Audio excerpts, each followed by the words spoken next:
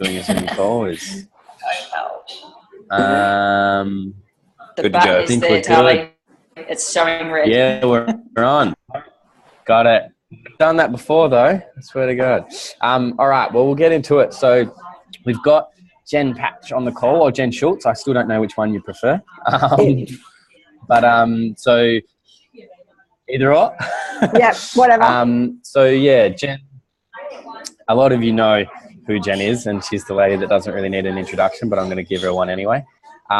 So for those of you that don't know, Jen's been with Isagenix for, I think, about 4.5 years now. How long? 5 years? Yep. 4.5. Yep. 4.5. 4.5. Yeah, and so before that, she was a physio. And I think... Hey, Tully, is that you with the background noise? Oh, no, it might be. Is that pretty bad? Yeah, it's pretty there. All right. It's okay. You can just... Give me 1 second. I'm on the run today. Is that better? Yeah, that's heaps better. Okay, sweet. Cool. So, sorry guys. Sorry. So yeah, I think the best way to sum Jen up is when I asked for her how she wanted me to edify her. I'm just going to get my Facebook up so I can read this word for word. It wasn't about ranks and it wasn't about income. It was, I'm just an ordinary girl getting to live an extraordinary life because of an extraordinary opportunity called Isagenix. So very humble, very successful. And yeah, we're really, really lucky that she's taken some time to share some stuff with us today. So there's lots I want to get stuck into today, but I just want to start with a couple of almost skill-based questions. We're heading into a 90-day game plan. And I remember on a call you spoke about liking to get people's products paid for as soon as possible. And when you're introducing people, you talk about getting their products paid for within the first 72 hours. And a few people have asked the question if you could maybe speak into the wording around that, especially if they're getting started just for the products, and how you go about transitioning from them to being open to getting the products paid for and being a product sharer. Mm-hmm. Yeah, sure. So thank you everyone for having me on the call. I'm so excited to be here and spend some time with you guys. And I watch what you're doing, and you guys have a great vibe and a great energy, and you're changing so many lives. So thank you for everything that you do. So that question, look, I guess I just want to preface everything that I say to, as you said, Tully, I'm 4.5 years in. I kind of feel like I'm just getting out of my uni degree.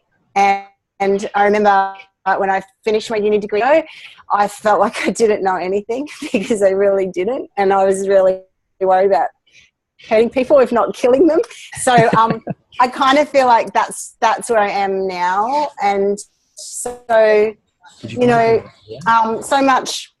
It's just a massive, big learning curve. So everything I say is not the Bible, isn't not necessarily how it is. So just keep that in mind. I'm still learning. So I'll give you what I think now is going to hopefully will help, but I don't know, it could be all different in 5 years. And that's the beautiful thing, is what this really is a journey of finding out how each of us can make this work. And it can be so different. There's so many different ways to make this work. There is no one way that it has to be done.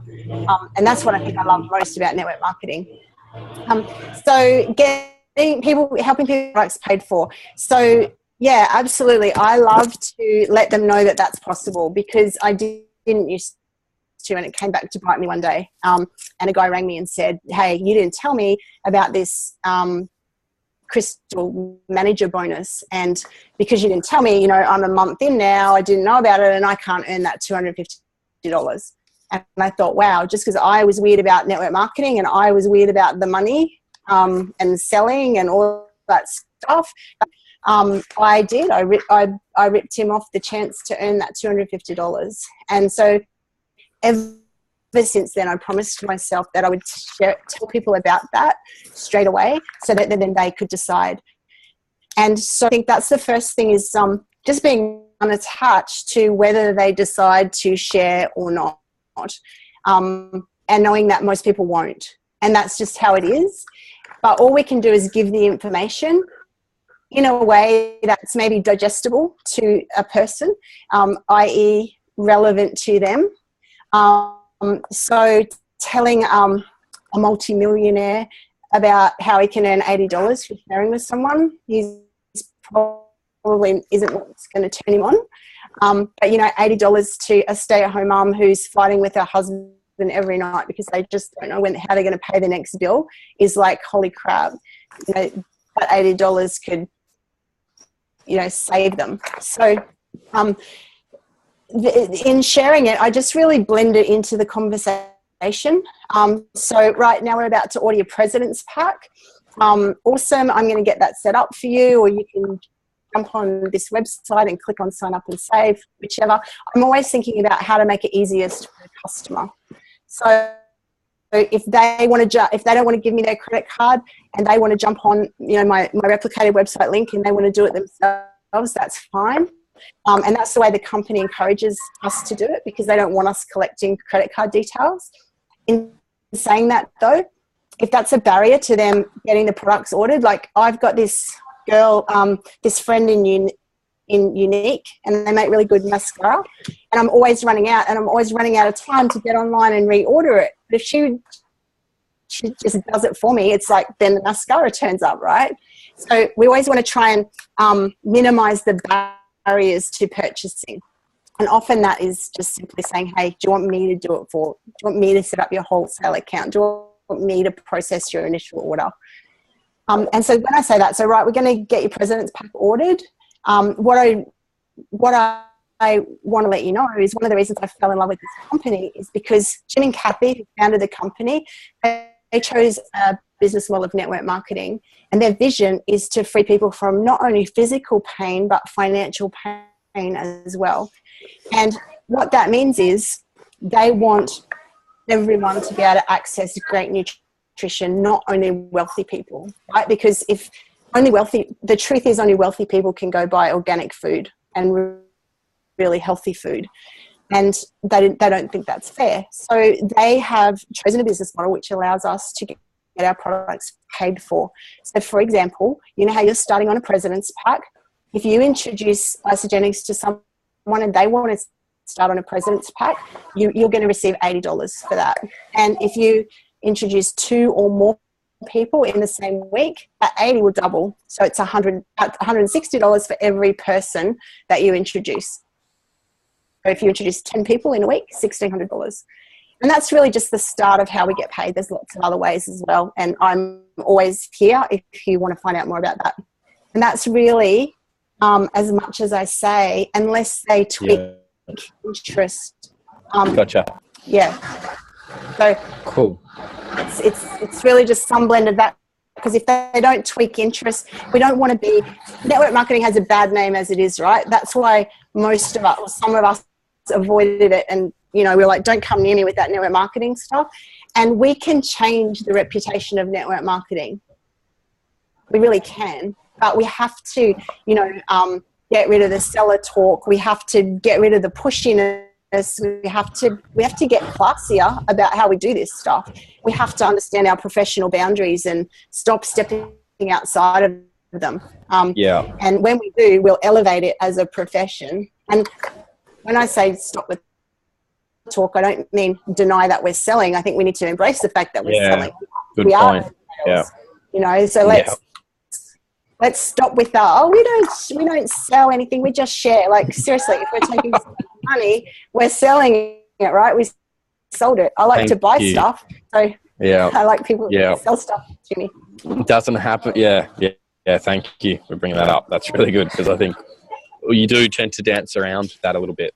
It's like all sales, and it's we do. And you know, as I said, 4 years in, I feel like I'm, you know, just kind of getting the hang of this, and I'm still learning so much. And I was the person who said a million times over, oh, I've never felt like I sold anything. I just share it, and it's just so that was me, because I was weird about being a salesperson. But you know what? I'm a salesperson, and I sell health, and I sell a great life. Really proud of that. And I need to learn sales. I need to learn selling techniques and selling skills if I become a professional person. Because that's what marketers are. Yeah. Love it. Awesome. Thank you very much. Cool. So moving on to the next question. This was sort of 90-day game plan specific from Kylie. And you've helped, you've obviously become successful because you've helped and guided other people to success. And a lot of that does revolve around these 90-day game plans.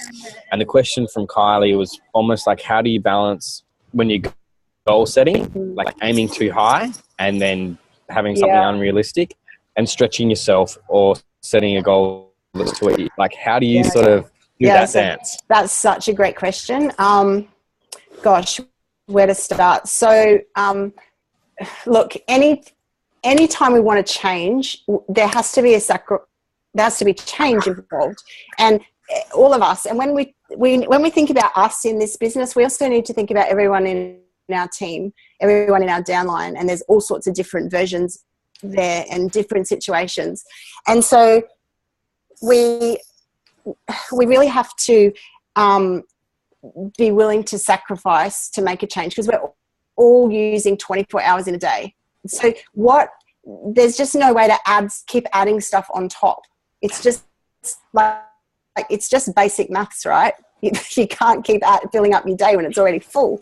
Time, you can't get rid of, make more time. So what are we going to give up to make time for something else? There always has to be a sacrifice. That's where that balancing comes in, and that's where we have to I think really be conscious and make a conscious decision about what are we going to sacrifice and for how long. And so, 90 days, the 90-day game plan for most people, I would say 99% of people, is too long to make a sacrifice.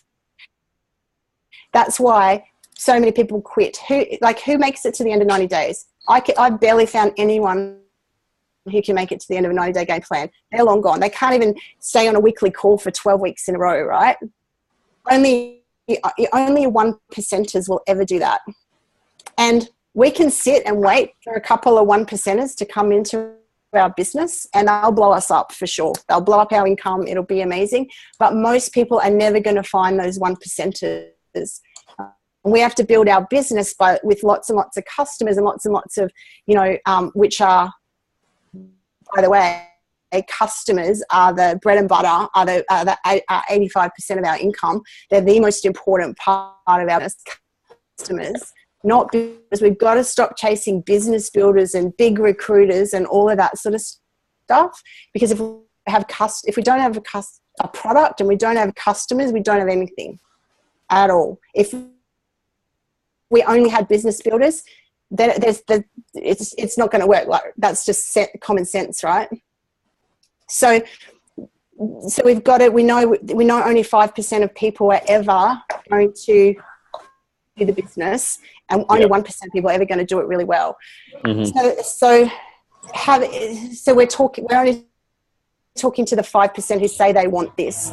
And I love the question, what do you earn? People struggle with their why, and we've got to connect them in the 90-day game plan unless they're really strongly connected to their why or their why not.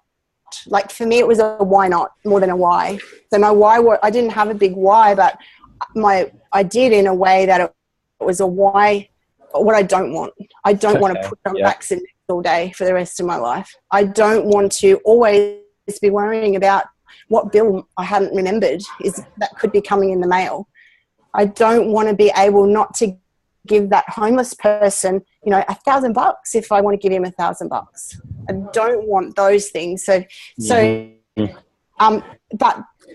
the way I find to help most people with their why is just to ask them, what do you earn now? What do you want to earn and why?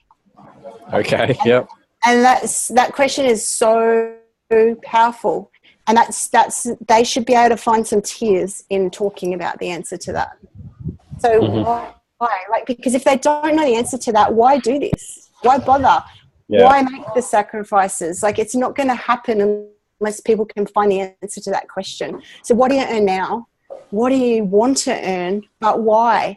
Because it's saying we want to earn $1 million is all that's a nice number, right? But if we don't know how we're going to spend it, what does it mean, really? It's just a number. Mm-hmm. So, and then the 90-day game plan, I think what we should be teaching people is not go mad for 90 days, not like forget to, don't have time to shower or shave or any of that stuff. I think we should be teaching people that real business people, and if we want to earn, if the answer to that question is anything more than, $1,000 a week, what do we earn now and what do we want to earn? And that's more than like 50 grand a year, which is a significant income. If the answer to that is more than 50 grand a year, then we're running a business and we need to own that. And real business people have a quarterly business plan. So your 90-day game plan is just your quarterly business plan. Okay. It's where am I now? Where do I want to be? And what do I need to do to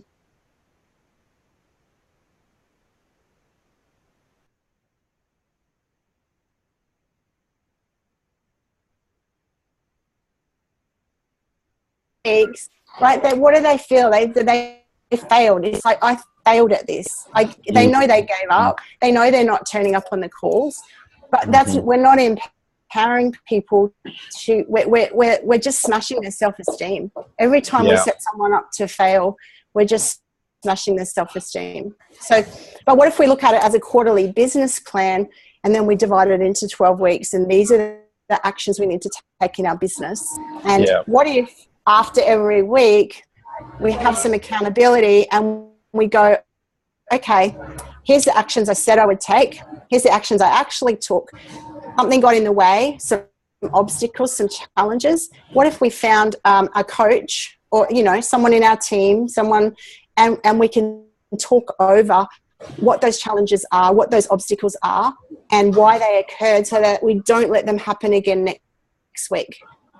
Yeah. How can I remove them so they don't happen next week? So what I'm going to do matches with what I actually do, and that's when we have success. Yeah. And so will you check in weekly with people? So you'll have that, and even if they're not doing the 90-day game plan, if they've said, this is what I want, this is what I'm willing to do. But I don't check in with them. I make them check in with me. Yeah, cool. Yeah. I'm not going to chase people up. Yeah. Yeah. And I tell them that, like, I'm clear about that. And, I'm like, so you book a time with me. I'll always make time. And then if you don't show, I'm not going to get into, hey, where were you? You ring me and we can chat. Yeah. So you'll have that time pre-booked in if they choose to book it in, maybe for the following week. I try to make it the same time. Yeah. Okay. And you really only need to be, Kathy Coover says, work with 5 people. I find 5 to 10 people is all I can cope with. Mm-hmm. And it really is all you need to make a difference. So find your 5, and you might need to squash in a few more. But if you're working with 5 people at a time, that will create crazy stuff in your business. Yeah. Yeah. Awesome. Perfect. Thank you. So the next question is probably a quick one. But I remember at the Platinum Tour, you were talking about, in terms of personal development, your go-tos are sort of GoPro and the 4 agreements. This question was, do you have any other go-to tools that I know the list is probably ginormous. Show us your bookcase. Yes. Yeah. And I guess because you're probably as passionate about personal development as I am. And I just want to smash everybody with everything as soon as they come in. So it's like, do you have a bit more of a structure, or do you sort of check in with the person, gauge where they're at, and I do. And it's different for every person, or what do you? Yeah, I do. This is one of my favorites. Brian Carruthers, Building an Empire, and it's a bit expensive to get because you can't buy it in Australia. You've got to import them. But that's one of my favorites. It's just so simple, and it's just such a great summary, as is GoPro. But then, at what point would you would you give that to somebody? Like, at what point like, is that after they've gone through Isagenic's business, or if that's like somebody who's already been to, is that a step up from GoPro kind of thing in terms of somebody comes in and they're like, yeah, I want to earn a bit of extra income. It's like, okay, here's building an empire, or like, when would you give that? Yeah, so I want to make people, when they get a bit attracted to the income, the first thing I want to do is get them to fall in love with network marketing. Yeah. Okay. So, either or go, but just one at a time. GoPro, then that. I love anything by Michael Klaus. Like he's just awesome. He keeps his stuff so simple. So any of his audios, he does some great courses. He's got some great books. Susan Fly's got a great book out. I'll just organize your life or something. It's just so simple because one of the challenges people face. I'm sorry, I'm in my cupboard just trying to find it. Yeah, organize your life. One of the challenges that people face is, see that one? They just can't organize. You know, they can't even get organized enough to make their bed in the morning. Like, so how are they going to run a business? And part of running a business successfully is being organized. So, and then, you know how I just said, so I have this spreadsheet that I use with people, and I've done a call on it. There's a take action call if you want to have a listen to it, and it describes the spreadsheet. Yeah, I'll listen to that one. Yeah. And so I send that to people who I'm working with, and they have to fill out their actions, and then we talk about why the numbers didn't match. And then, you know, you can use that to diagnose, and you can use the 6 skills to diagnose where people are at and what they're struggling with. So I say, you know, the 6 skills: find people to talk to people, find, support your people, bring people to events, build belief, and become a better you. Which ones do you hate? Which ones do you really dislike? Which ones do you struggle with? Which ones? And then we find out why. And so someone might really be struggling with, communication, like talking to people. So then I'll recommend a book like John Maxwell, Everyone Communicates, Few Connect. You know, something specific to where, so diagnosing and identifying, I guess that comes from being a physio, hey? Yeah. Worthiness. Worthiness is something that so many people struggle with. And if someone feels that they're not worthy of earning 100 grand a year or 200 grand a year, like, they're just going to keep sabotaging all the way along until they go, until they finally get to the point where they say, why not me? And I am worthy, and deal with all that shit that's making them feel not worthy, So, yeah, look, all sorts of stuff like that. Yeah, so gauge it, like have a couple of go-tos, but then gauge each person sort of differently and see where they're struggling with. Yeah, I like that, diagnosing it. Beautiful. Yeah. Thank you.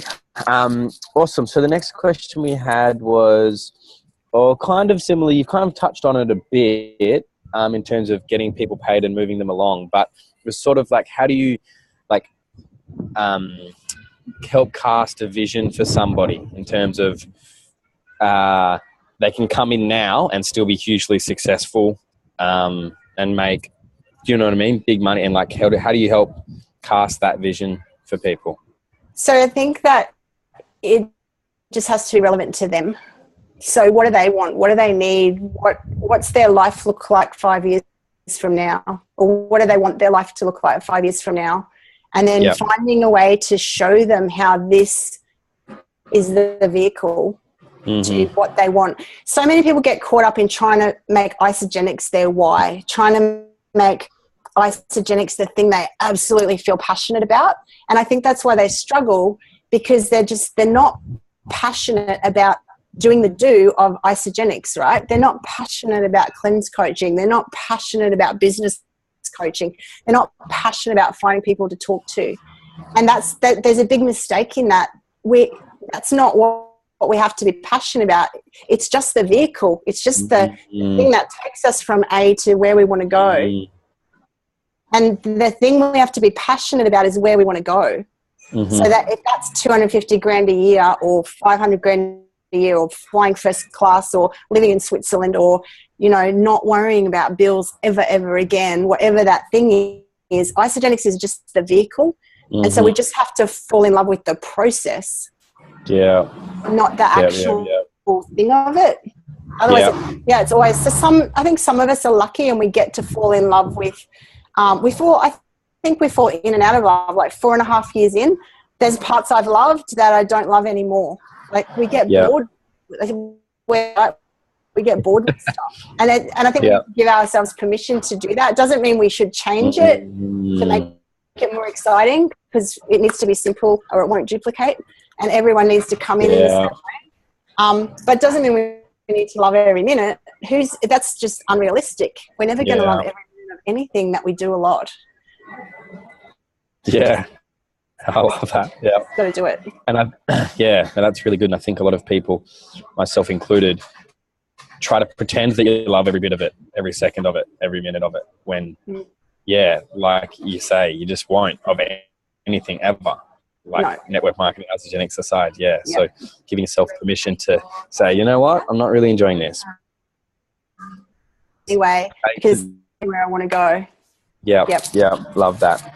Awesome. So the next question is around sort of culture and being in network marketing. This is going to happen all throughout. I know you've seen a lot of it, but when your downline moves to another company and things like that start to happen in your organization, like how do you maintain your culture, maintain your enthusiasm, and I guess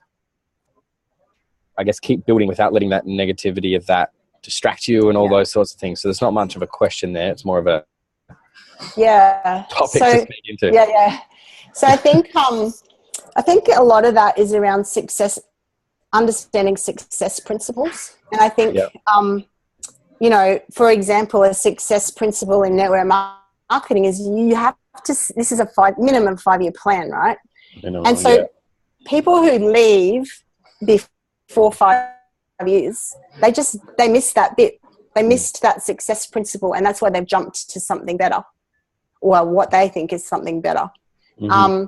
So I always want to leave the door open, and Jim and Kathy Coover taught me that. They're so kind, even to people in Isogenics who bloody screw up a lot. They're so kind to them, you know, and they're so big-hearted. And so I think it's really important that when someone goes, and I've had lots of people in my downline go to other companies, and Jono and I are so fortunate that, you know, we cycle like 1,300 times a week. And so, you know, we've got some play there. So if a bunch of people want to leave, it's like, it doesn't make any difference to our paycheck. So we're really fortunate. And I'm so passionate about helping people get that depth in their business, so that when stuff happens, it doesn't ever affect our paycheck. Yeah. Because a lot of people are sitting at 250 cycles a week, right? And so if a bunch of people leave, suddenly they're only getting paid 150 cycles a week. And, you know, it's so, but yeah, so we always want to getting back to that, we always want to leave the door open and allow people to go and do some research. So some of us found Isogenics, it's our first company. We're like never going anywhere. We get that they're the best products. I can't imagine if I couldn't use these products in my body, let alone the paycheck. So there's no way I'm ever going to go anywhere. But other people, you know, they get sold a story about it's going to happen quicker, faster, better over here. What they don't know is there's no such thing as overnight success. There's no such thing as success in 90 days. There just isn't. And but that's what they're chasing. You know, Gary, is it Vaynerchuk? Or however you say his name? I love him. Like, he talks about that stuff all the time. Like, it takes 20, you know, people they want to make, you know, 60, 80, 100 grand a year on Facebook or internet marketing or whatever, and they think they're just going to go do a course and it's all going to happen. But the people who actually do that, you know, they've been at it for 20 years. It's just, there is just no. So what I think when I see people moving is people are going to do that because they haven't learned the success principle of finding something and sticking to it. and they'll go to this company, and then you watch, suddenly they'll be, I've seen people who've moved 3 companies in the last 12 months. And I find, and to me, I see why they didn't succeed in Isogenics, because where's the integrity in taking people and saying, I'm going and rah, this is the next best thing, and I haven't even tried the product, but we're going to get rich, and taking all these people to another company when they haven't even succeeded themselves. It's just making empty promises. And for me, that's a sign of they've got integrity stuff going on, and that's why they didn't succeed. And they won't succeed anywhere until they sort that out. Yeah. But some people are always going to need to go explore a little bit to find out where the best place is. Some people won't, but some people will. So I think we need to give them permission to do that. And I just say, you know what? I get that you want to leave. That's, go explore, find out what you need to. I wish you all the best. I genuinely hope you have incredible success. What I would love for you to do is keep your Isogenics account active, still use the products. If you come across people who still want to try nutritional cleansing, pop them, that's all fine. And it's there. If that doesn't work out, you know that you're still on the tree, you've still got an active account, you've still been gathering BV. What you can't do, and we need to be clear with people about this, is cross-recruit. And what cross-recruit means is that Jim and Kathy have built a database. And so everyone I know in Isogenics who I didn't know before Isogenics is not mine. They're theirs. They're Jim and Kathy's. So if I was going to another company, I could take my personally enrolled people, but no one else, because I didn't know them before Isogenics, right? Yeah. So I could contact my personally enrolled, and I could say, hey, I think I found a better deal. I'm going to go here. If you want to come with me, awesome. But other than my personally enrolled, like I didn't know any of you guys before Isogenics. You're Jim and Kathy's. You're not mine. And that's just, that's integrity too. So I could, and I hear people saying things like, if someone messages me, I just tell them I can't help them, but I can put them in touch with someone who can. Hello, same thing as cross recruiting. Directly or indirectly.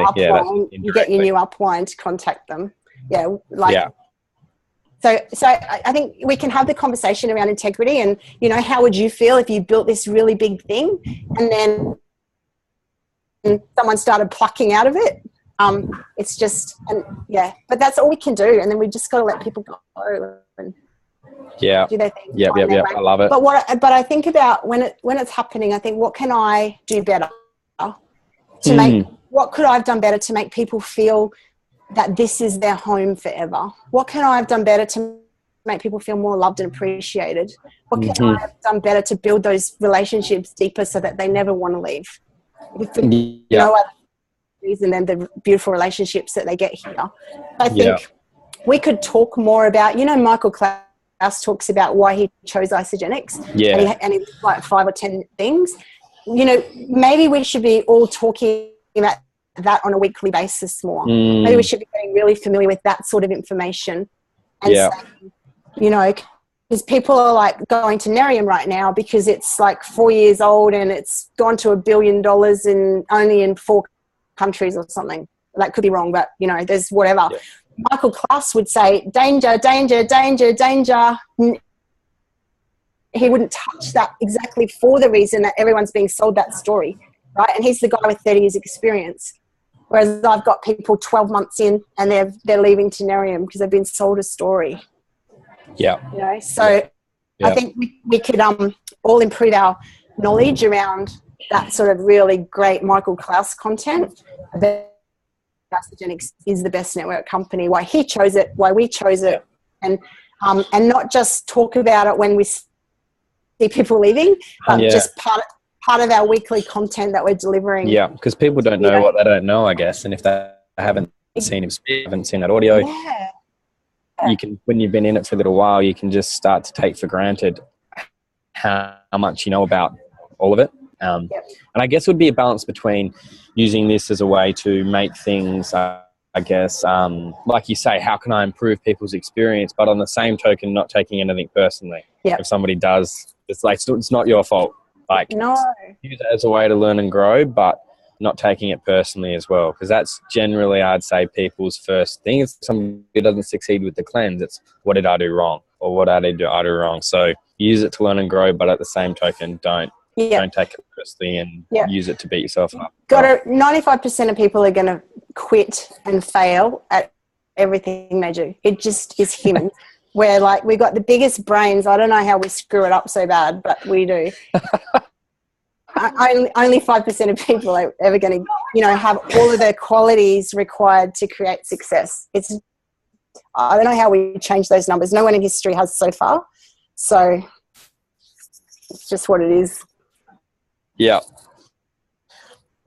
Like you say, you've had this happen, the people leave, like you said, Nerium, but I know you've also had people leave to go to other companies in the past. Yep. At what point do you say, I wish you all the best, to, sorry, I've got to take you out of these groups because you're not behaving appropriately? Yeah, probably on about my third conversation about cross-recruiting. Mm-hmm. So, I've had people where I've seen it, it's been reported to me, whatever, and we can report it to compliance, and we should report everything to compliance, right? We should. But if someone's earning 2 cycles a week and, reporting to compliance is going to get them a warning and their paycheck, their 2 cycles a week cut, it's not the end of the world. Whereas if you have, so see how compliance can really only help in those situations where it's a bigger earner. Like I would probably not feel great about my 30 grand a week getting cut. So, but someone's not going to care if they think they're going to go and earn a lot more. So I think, having private conversations and helping people, I just do it in a really loving way, I guess. It's just, I get that you need to go and explore. I get that someone's, explained stuff to you in a way that sounds really enticing. What I just need to let you know that it's not okay, and that's not okay to cross-recruit. And cross-recruit means this, because people they just genuinely don't understand. I get messages probably once a week from someone trying to get me to buy something in another company, and I have to explain to them, hey, this is cross-recruiting. You didn't know me before Isogenics, so it's not okay for you to try and entice me over. And that's not an Isogenics rule or law. That's industry-wide. That's like a legal thing, Yep. But Jim and Kathy are okay with people building in 2 or more companies. So we have to be okay with people building in 2 or more companies. I think it's really wise on their part. I've had people who left Isogenics to Genes, didn't like it. Their upline was an asshole to them, and they've contacted me and said, hey, can I re-enroll? I want to come back to Isogenics, but my upline was an asshole. Can I re-enroll with you? Just leave the door open. Yeah, definitely. I love it. Awesome. Thank you. That was pretty much it. Does anybody have any questions? Because we've still got about 5 minutes or so, Jen, or do you need to run? No, 5 or 10 minutes is fine, as long as I'm out of here by 10 to. Cool. So if anybody's got any questions, I know Gab's just unmuted, so I think that might mean she's going to pop up. She's the one with the cutie in the picture. Hey, Gab. Hello, cutie. Hi. I'm just wondering if you have a particular strategy around events, so team building, especially at celebration. I've just found sometimes it gets a bit big and people get a bit lost, and we lose that, especially because it's out of our state. It's say coming from WA, lose that opportunity a bit, and people come back a bit overwhelmed.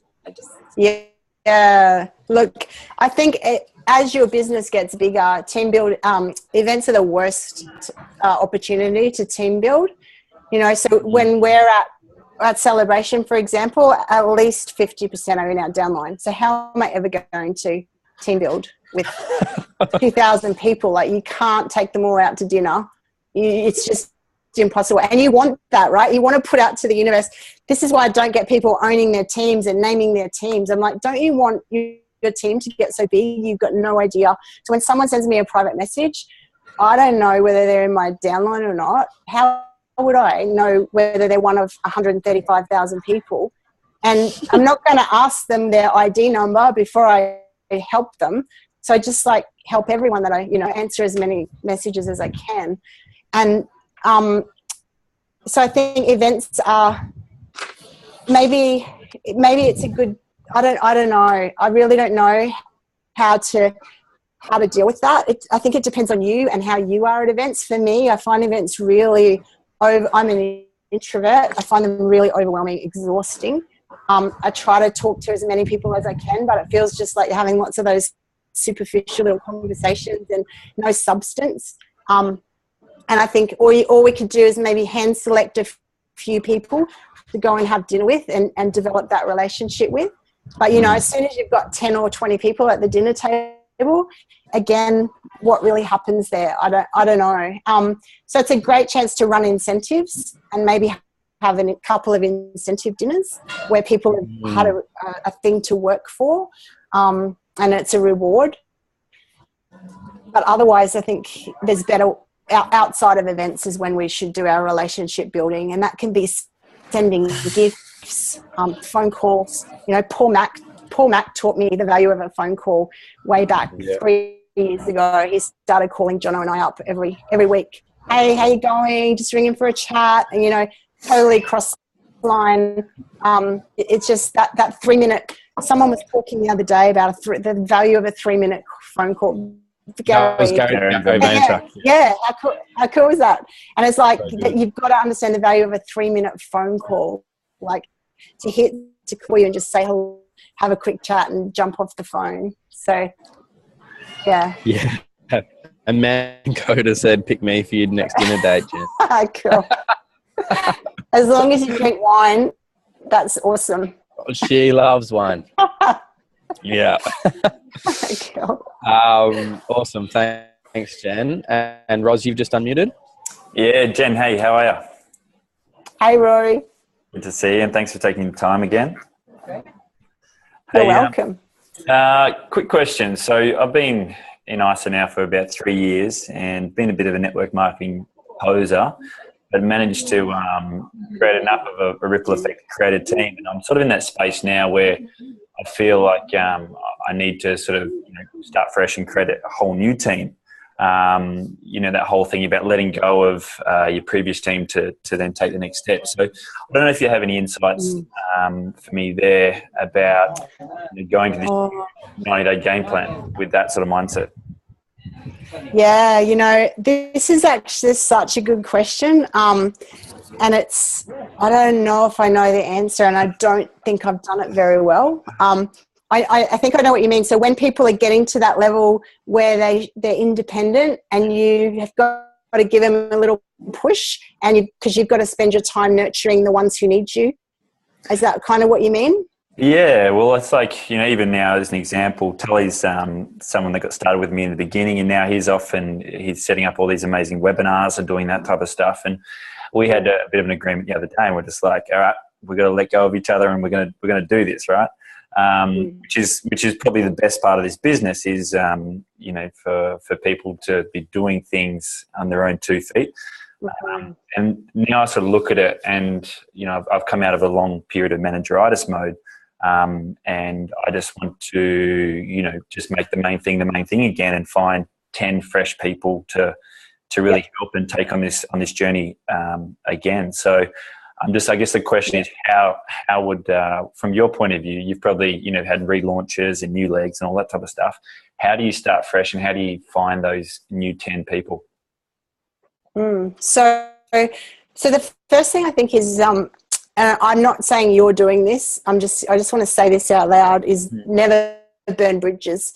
And what you'll see as your business grows is that some people want to do it differently. And I think it's so cool that you guys have together kind of said, right, we need to unattach from each other and get stuck into it separately. And some people will have the maturity to do that.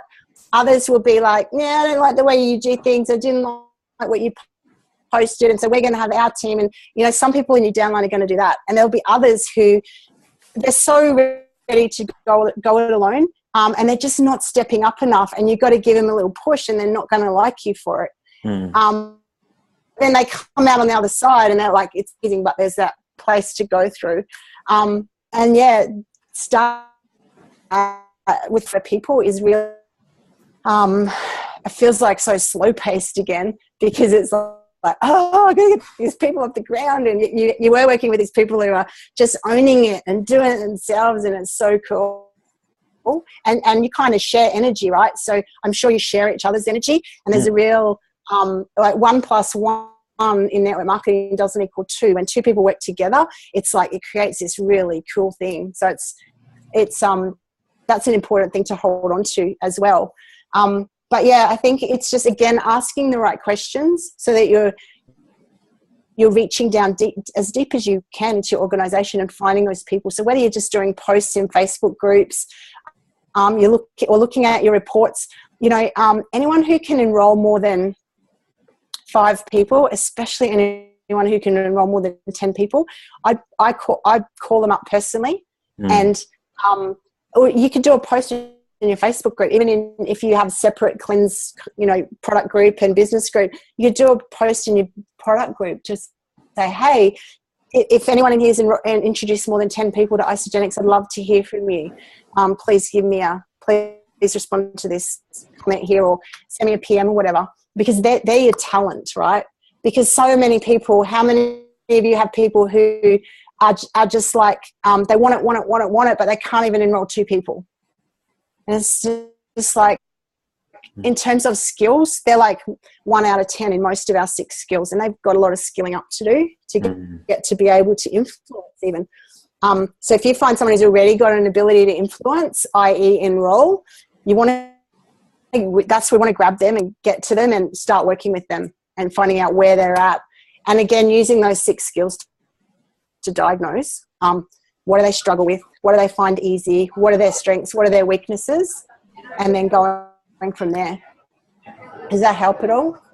Yeah, it does. It does. And I see what you mean, like in terms of reaching really deep and just sort of waiting for those turtle heads to pop up and start working deep with those people. I think we can all do that as leaders. I guess the key question was more around starting fresh. And I think it's just running a 90-day game plan and getting a new list and finding new crew in a new neighborhood. So I think the answer might be already be. You never want to stop enrolling and getting people started. That's where, if ever you get tired and a bit over it and you start to feel a bit blah, if you start enrolling people again and getting them started on the products and getting a few people paid, you'll find that's what buzzes you up again. Yeah, for sure. Awesome. Thank you, Jen. Awesome. Welcome. Well, that I think about wraps us up. You got to go get the kiddly winks. Yeah, better go to school pickup. Yeah. Awesome. Well, thank you so much. And everybody, you can unmute yourselves if you like and just give Jen a big thank you for taking the time. I personally got a lot out of it. I know everybody else did. So yeah, thanks so much, Jen. I love everything you're doing about. And, amazing. Yeah. Thank you so Looking much, forward Jen. to seeing you at summer kickoff and having a surface level conversation with you. That's great. Thank you. Thank you. See you later. Yeah. Bye. Bye. Cheers, Tal. Thanks for organising that, mate. No worries. Can you stop the recording, Rose? Yeah.